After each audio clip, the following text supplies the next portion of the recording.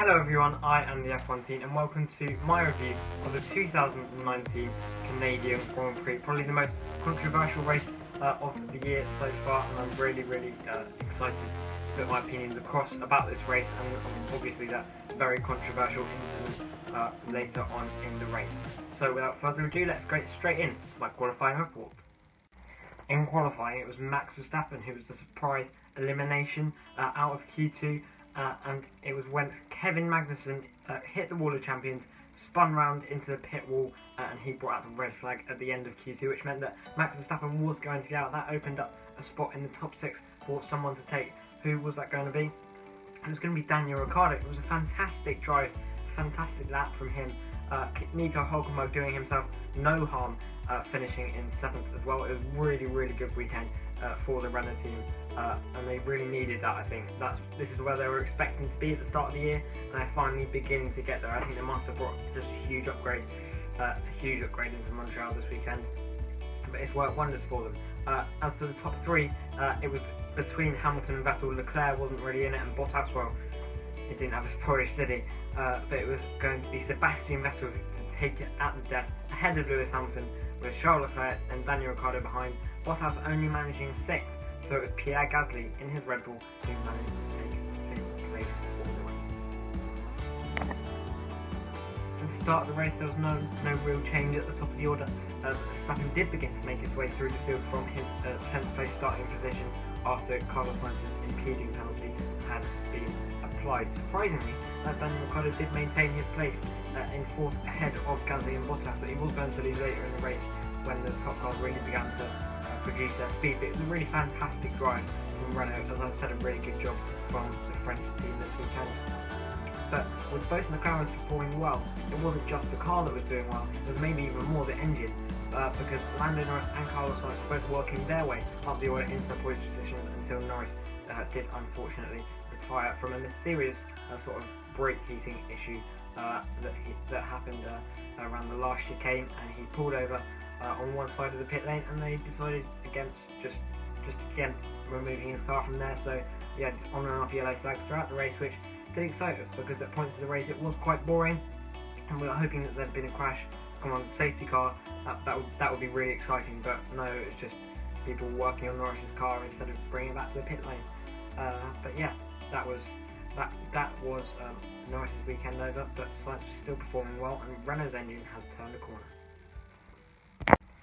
Now, as I said, there wasn't really any real change at the top of the order, and there wasn't much action until Vettel pitted on lap 26. Mercedes decided to keep Hamilton out for another 2 laps, which we all thought that was not going to help Hamilton, but in fact it did. He came onto his new tyres, and when he came out of the pits, it was really quick. It was a stable 5-second gap before the pit stop. It was quickly eroding that again, despite the fact it had grown slightly.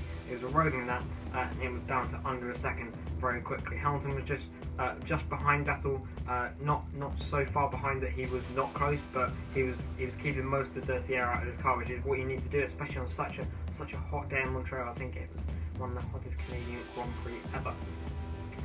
But Lewis Hamilton was warming up to make a move when around lap 48 and 49, I think it was, where Vettel ran over the grass, and he didn't really have much control over his car, but Hamilton did have to sort of take evasive action. It was very close to Vettel, in some ways Vettel putting Hamilton into the wall, and that is what it would look like. He did it with the steering wheel and everything. That I can see how that viewpoint can be taken, but when you're travelling at such speed, and I know these guys are top guys in the world of motorsport, but even then, when you're travelling at such a high speed and you run over grass like that, and it's bumpier than your car's expecting, obviously because it's tuned to be on the racetrack, not on the grass, then he's not going to have full control over that car, and he had to correct not just 1 but 2 tank slappers, and I just don't think that he had the full ability to control that car as well as many thought that he should have had.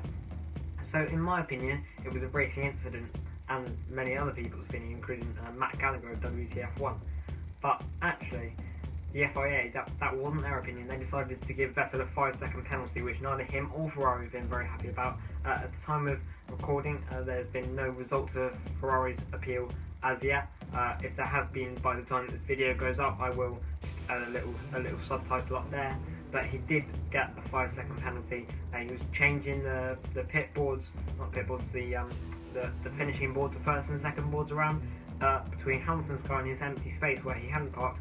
After he'd been so furious, he actually parked at the top of the pit lane rather than coming down into park furling. He had to be persuaded to come to the podium.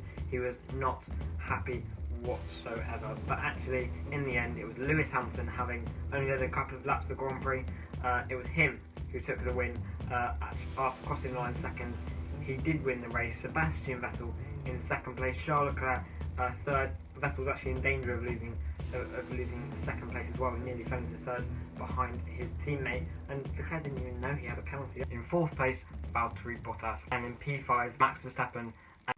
My driver of the day for today is actually going to be Sebastian Vettel. Other contenders included Ricciardo, who, as I said, many times drove a fantastic race. I do like him. I thought his driving for Red Bull last year was so unlucky, but he's finally starting to turn it on with Renault having improved their car. Another contender was actually Lewis Hamilton. I thought he did drive a brilliant race. He was just playing the waiting game before Vettel did make that mistake, and he didn't actually have to pass Sebastian Vettel as long as he stayed within that 5-second window. So it was a very good race from Hamilton and Ricciardo, but it is going to be Sebastian Vettel. He drove so well. I think it was unjust that the win was taken away from him, and he might have received it again by now. Hopefully he has, but that will not count as a proper win in Ferrari's eyes, as it was taken away from them very, very unjustly. But my driver of the day today is going to be Sebastian Vettel. Thank you very much for watching today's video. I hope that you did enjoy it, and if so, then please do like the video, share the video, and also subscribe to the F1 team. You can also follow me on Instagram, that's at the F1 team. That's all from me. I hope you have a great rest of your day, and I'll see you in the next one.